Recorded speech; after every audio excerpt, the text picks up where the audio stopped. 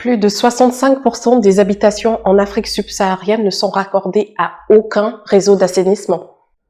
Bienvenue sur la chaîne de Magie Solutions dédiée à l'eau et à l'assainissement. L'assainissement autonome est le terme donné à l'assainissement non collectif.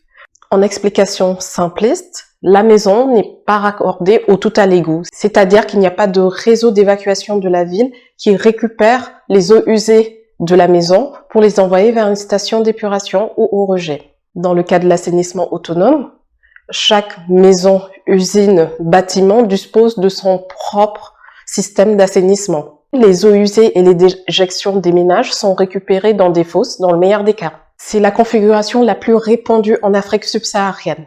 La faible proportion de réseaux d'évacuation des eaux usées se retrouve que dans certains quartiers des villes les plus grandes.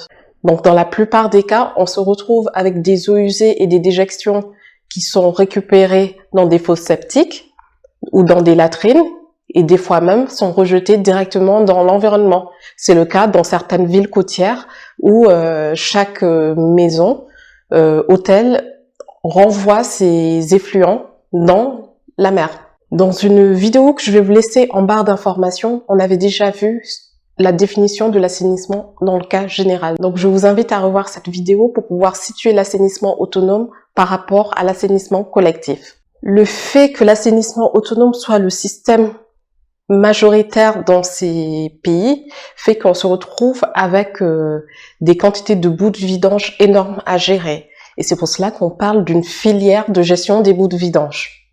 Cette filière de gestion de boues de vidange peut être présentée en 4 étapes. La première étape est la gestion locale, donc l'assainissement individuel. Cette étape correspond à l'installation qui est mise en place dans chaque domicile pour collecter les eaux usées et les déjections. Donc, ce sont souvent des fosses septiques, en fait, dans le meilleur des cas.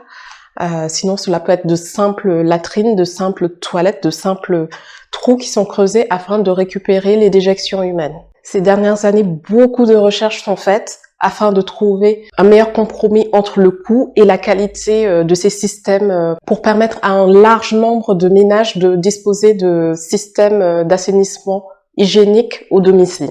La seconde étape de la filière des boues de vidange est la collecte et le transport de ces bouts de vidange.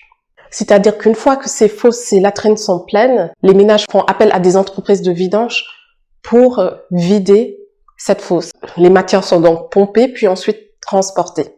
Aujourd'hui, les pays mettent en place des stratégies différentes. Certains ont mis en place des centres d'appel, alors que pour certains, les ménages appellent directement les entreprises de vidange qu'ils connaissent. Donc voilà, il y a toute une organisation qui est à mettre en place en fonction de la taille de la ville et aussi des pratiques locales. La troisième étape d'une bonne gestion des bouts de vidange est le dépotage de ces bouts de vidange et leur traitement. Ce dépotage et ce traitement se font sur un site que l'on appelle la station de traitement des bouts de vidange. Sur cette station, les bouts sont récupérés et traités suivant différentes étapes. L'objectif, c'est de pouvoir les hygiéniser et récupérer aussi une partie de la phase liquide qui pourra être rejetée dans la nature sans aucun problème. La dernière étape de la filière des bouts de vidange est la valorisation. Les quantités de bouts de vidange quotidiennes récupérées étant énormes, tout le monde se met d'accord que ce serait un grand gâchis de ne rien en faire. Donc aujourd'hui, le système de traitement le plus répandu sont les lits de séchage qui permettent de récupérer après plusieurs semaines des bouts déshydratés qui peuvent être épandus. Mais d'autres systèmes sont aussi évalués dans plusieurs pays d'Afrique, dont la méthanisation. Donc ces prochaines années sont très prometteuses en ce qui s'agit de la valorisation de ces bouts de vidange. On verra donc de très belles réalisations dans les prochaines années. Si vous souhaitez que l'on aborde certains sujets prochainement, n'hésitez pas à me les laisser en commentaire. Pour ne manquer aucune nouvelle vidéo, pensez à vous abonner à la chaîne et activer les notifications. À très bientôt dans de prochaines vidéos.